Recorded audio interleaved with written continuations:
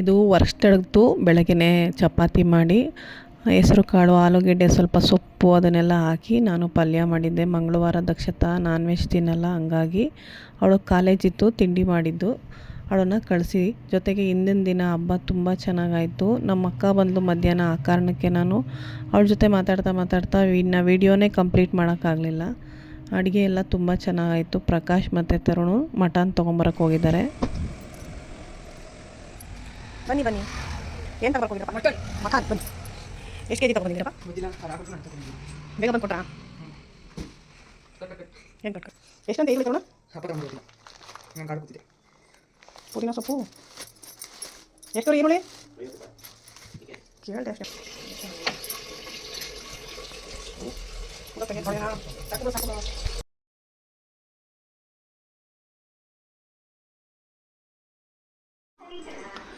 Chicken, ಬೋಟಿ, mutton ಏನು ಅಷ್ಟೊಂದು ಚೆನ್ನಾಗಿಲ್ಲ ಅನಿಸ್ತೈತೆ. ನೋಡು, ಸ್ವಲ್ಪ ಕೆಂಪಗಿರಬೇಕಿತ್ತು. ಏನೋ ಅವರು ಹಳ್ಳಿ ಮಟನ್ ಹಂಗೆ ಇರಬೇಕು. ನೋಡೋಣ ಅಡುಗೆ ಮಾಡಿದ್ಮೇಲೆ. ಇದಿಷ್ಟು ವೇಸ್ಟ್. ಈಗ ಚಿಕನ್ ಡ್ರೈ, ಬೋಟಿ ಗೊಜ್ಜು. ನಾವೇನು ಬೋಟಿ ತಿನ್ನಲ್ಲ, ಅದು ಮಟನ್ನಲ್ಲಿ ಮಿಕ್ಸ್ ಮಾಡಿ ಕೊಟ್ಬಿಟ್ಟಿದ್ದಾರೆ. ಕ್ಲೀನಾಗಿ ತೊಳೆದು ಇಟ್ಟಿದ್ದೀನಿ. ನಾವು ಮಟನ್ ಸಾರು. ಇದು ಅತ್ತೆಗೆ, ಆದ್ಯನ್ಗೆ ಬೋಟಿ ಗೊಜ್ಜು, ನಮಗೆ chicken dry, mutton sambar.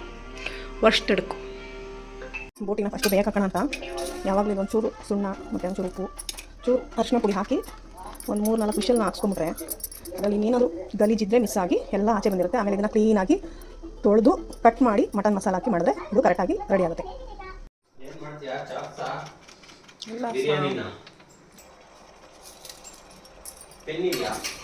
Pen ಅದು ಚೆನ್ನಾಗಿ ಉಪ್ಪು ಅರಿಶಿನದಲ್ಲಿ ಸುಂಡಿದೆ. ಇವಾಗ ನಾನು ಸ್ವಲ್ಪ ಮಟನ್ ಸಾರು ಪುಡಿ ಹಾಕ್ತಾಯಿದ್ದೀನಿ. ಮಟನ್ ಸಾರು ಪುಡಿನಲ್ಲಿ ಸಾಂಬಾರು ಸ್ವಲ್ಪ ಜಾಸ್ತಿ ಮಾಡ್ಕೋಬೇಕು. ಕವಿತನ ಮನೇಲಿ ಊಟಕ್ಕೆ ಕರೆದಿದ್ದೀನಿ, ಹಾಗಾಗಿ 5 ಲೀಟ್ರ್ ಕುಕ್ಕರ್ದು ಮಟನ್ನೇ ಫಿಲ್ ಆಗಿರೋದ್ರಿಂದ ಸ್ವಲ್ಪ ಇವಾಗ ಒಂದು 3 ವಿಷಲ್ ಹಾಕ್ಸ್ಬಿಟ್ಟು ಆಫ್ ಮಾಡಿಬಿಟ್ಟು ಆಮೇಲೆ ನಾನು ಖಾರದಲ್ಲಿ ಮಸಾಲೆಯಲ್ಲಿ ಸ್ವಲ್ಪ ಹೆಚ್ಚಿಸ್ಕೊತೀನಿ ಸಾಂಬಾರನ್ನ. ಇವಾಗ ಕುಕ್ಕರ್ ಕ್ಲೋಸ್ ಮಾಡಿಬಿಡ್ತೀನಿ. ಒಂದು ಗ್ಲಾಸು ಈ ಖಾರ ಹಿಡಿದ್ಮೇಲೆ ನೀರು ಹಾಕ್ಬಿಟ್ಟು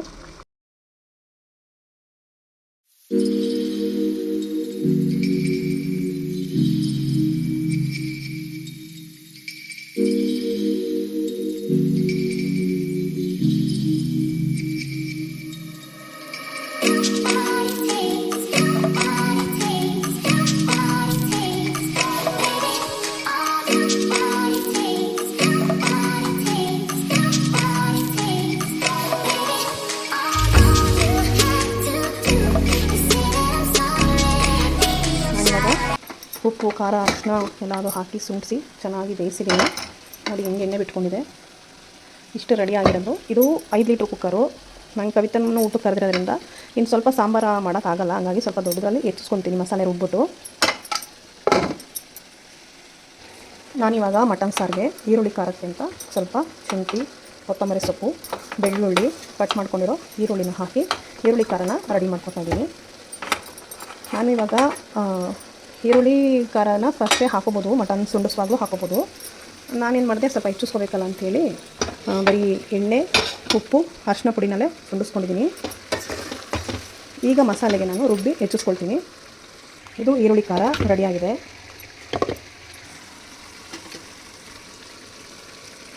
ನಾನೇನು ಜಾಸ್ತಿ ಎಣ್ಣೆ ಹಾಕ್ತಾಯಿಲ್ಲ, ಯಾಕೆಂದರೆ ಮಟನಲ್ಲೂ ಸ್ವಲ್ಪ ಚರ್ಬಿ ಜಾಸ್ತಿ ಇದೆ, ಹಾಗಾಗಿ 1 ಸ್ಪೂನ್ ಅಷ್ಟು ಹಾಕ್ಕೊಂಡಿದ್ದೀನಿ. ನಾನು ಮಟನ್ ಸುಂಡುವಾಗಲೂ ಸ್ವಲ್ಪ ಹಾಕಿದ್ದೆ ಎಣ್ಣೆ.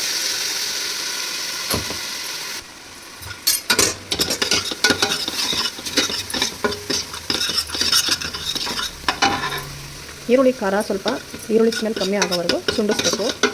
ಬೆಳ್ಳುಳ್ಳಿ ಇರುತ್ತೆ, ಶುಂಠಿ ಇರುತ್ತೆ.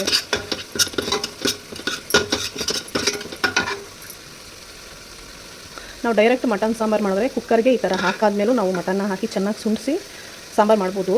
ನಾನು ಸ್ವಲ್ಪ ಸಾಂಬಾರು ಹೆಚ್ಚಿಸ್ಬೇಕಾದ ಕಾರಣ ಇವತ್ತು ಈ ಥರ ಮಾಡ್ತಾಯಿದ್ದೀನಿ. ನಾವು ರೆಗ್ಯುಲರಾಗಿ ಮಟನ್ ತೊಗೊಂಬರ್ತೀವಲ್ಲ, ಅಲ್ಲಿ ತೊಗೊಬಂದರೆ ಮಟನ್ ಹೇಗಿರುತ್ತೆ, ಎಷ್ಟು ವಿಷಲ್ ಹಾಕ್ಸ್ಬೇಕು ಅಂತ ಹೇಳ್ತಾರೆ.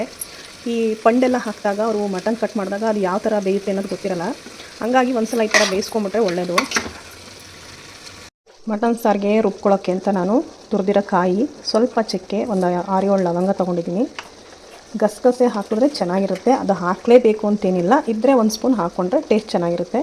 ಕೆಲವರು ಮಟನ್ ಸಾರಿಗೆ ಕಡಲೆ ಹುರ್ಗಡ್ಲೆನ ಯೂಸ್ ಮಾಡ್ತಾರೆ, ನಾವು ಅದನ್ನು ಯೂಸ್ ಮಾಡಲ್ಲ. ಇದ್ರ ಜೊತೆಗೆ ಬೇಕಾದರೆ ಒಂದು ಚಿಕ್ಕ ಟೊಮೆಟೊ ಹಾಕ್ಕೊಂಡು ರುಬ್ಕೊಳ್ಳೋದಷ್ಟೇ. ಮಟನ್ ಸಾರ್ದು ಮಸಾಲೆ ನಾವು ಇಷ್ಟೇ ಸಿಂಪಲ್ಲಾಗಿ ಹಾಕ್ಕೊಳ್ಳೋದು.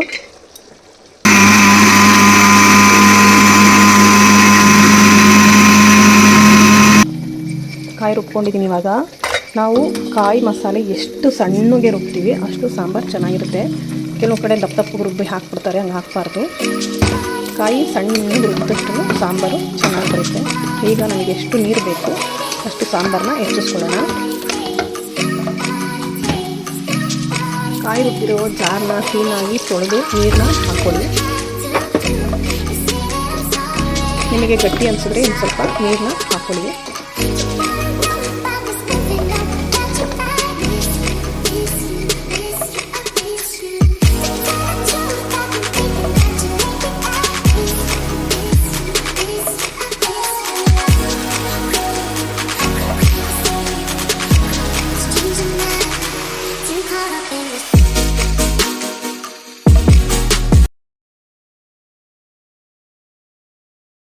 ನಾನಿವಾಗ ಡ್ರೈಗೆ ಹಾಕಿದಂಥ ಮಸಾಲೆ ಬಂದು ಸ್ವಲ್ಪ ಶುಂಠಿ, ಬೆಳ್ಳುಳ್ಳಿ, ಹಸಿಮೆಣ್ಸಿನ್ಕಾಯಿ ಮತ್ತು ಕೊತ್ತಂಬರಿ ಸೊಪ್ಪನ್ನ ರುಬ್ಬಿ ಹಾಕ್ಕೊಂಡಿದ್ದೆ.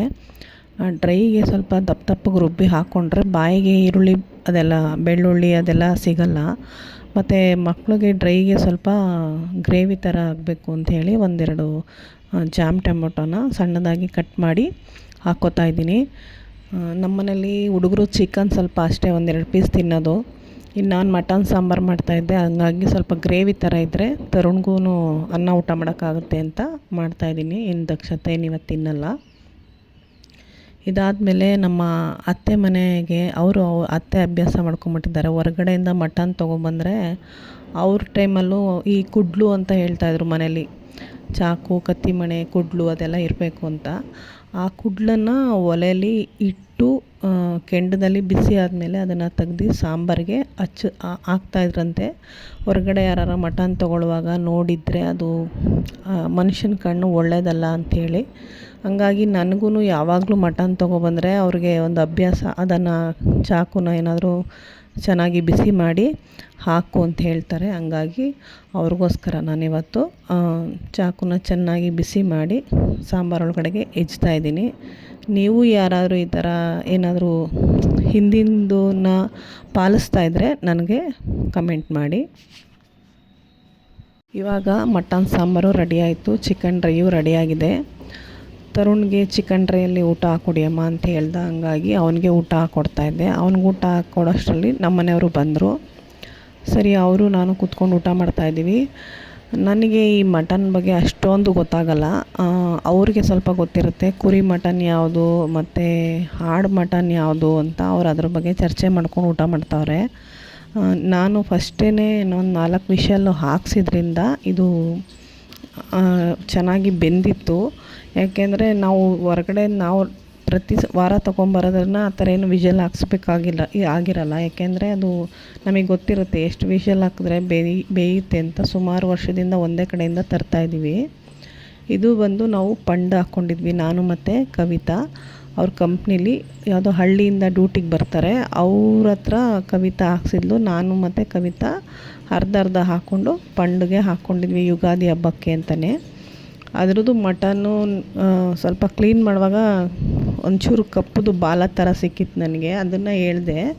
ಹಂಗಾಗಿ ಅವರು ಹಂಗಿದ್ರೆ ಹಾಡು ಮಟನ್ನು ಅಂತ ಏನೋ ಹೇಳ್ತಾಯಿದ್ರು. ನನಗೆ ಸ್ವಲ್ಪ ಮಟನ್ ಬಗ್ಗೆ ಗೊತ್ತಾಗಲ್ಲ, ಅವ್ರಿಗೆ ಚೆನ್ನಾಗಿ ಗೊತ್ತಾಗುತ್ತೆ. ಮಟನ್ನು ಕುರಿದ, ಹಾಡ್ದ, ಅದರಲ್ಲೂ ವೆರೈಟೀಸು ಏನೋ ಈ ವಾಯು ಹಿಡ್ಕೊಳ್ಳೋದು, ಬೆನ್ನು ಹಿಡ್ಕೊಳ್ಳೋದು ಅಂತಾರಂತೆ. ಆ ಥರ ಕೆಲವು ಮಟನ್ನು ತಿಂದರೆ ಅದ್ರದ್ದೆಲ್ಲ ಡೀಟೇಲ್ಸ್ನ ಹೇಳ್ತಾಯಿದ್ರು. ಆದರೂ ಅವ್ರು ಎಷ್ಟು ಸರಿ ಹೇಳಿಕೊಟ್ರು ನನಗೆ ಅದ್ರದ್ದು ತಲೆಗೆ ಹೋಗಲ್ಲ.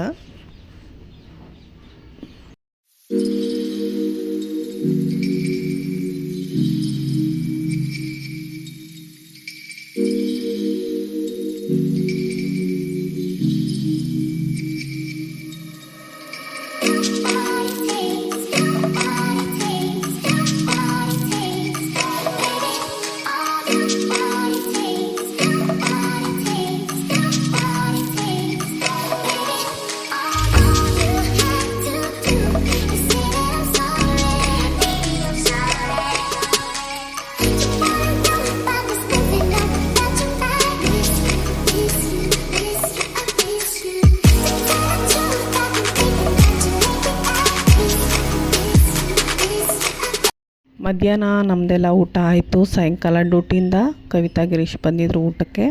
ಸುಮಾರು ಒಂದು 8 ಗಂಟೆ ಟೈಮ್ ಆಗಿತ್ತು. ಮಧ್ಯಾಹ್ನದ್ದೇ ರೈಸ್ ಇತ್ತು, ಸಾಂಬಾರಿತ್ತು. ಹಂಗಾಗಿ ನಾನು ಬರೀ ಬಿಸಿ ಬಿಸಿ ಮುದ್ದೆ ಮಾಡೋಣ ಅಂಥೇಳಿ ಮುದ್ದೆ ಮಾಡಿ ಎಲ್ರಿಗೂ ಊಟ ಹಾಕ್ಕೊಟ್ವಿ, ನಾನು ಕವಿತಾ.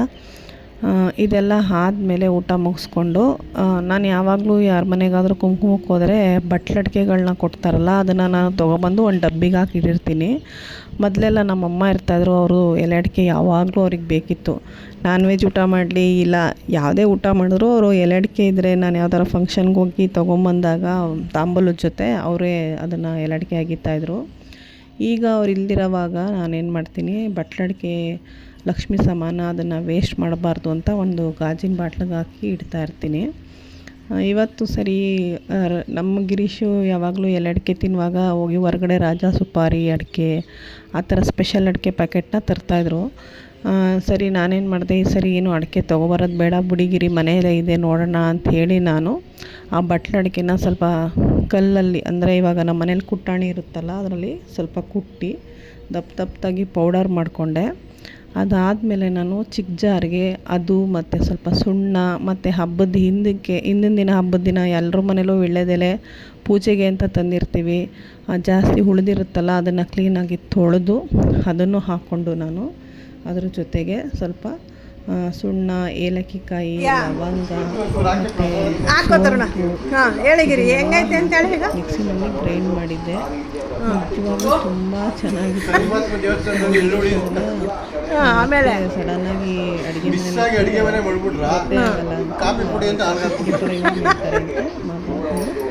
ಚೆನ್ನಾಗಿತ್ತು ತಾನೆ. ಪ್ಯೂರು ಬಟ್ಲಡಿಕೆ ಇದು. ಬಟ್ಲಡಿಕೆ ನಮಗೆ ಕಚ್ಚಕ್ಕಾಗಲ್ಲ ಕವಿತಾ.